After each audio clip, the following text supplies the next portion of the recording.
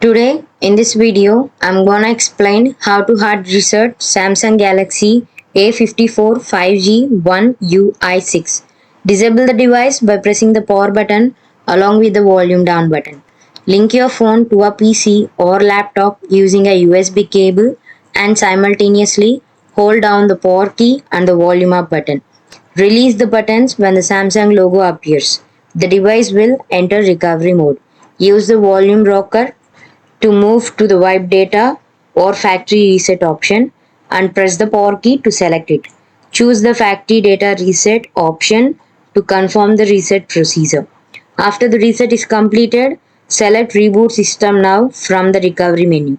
Once the reset is finished, your phone will return to its original state as if it were newly purchased.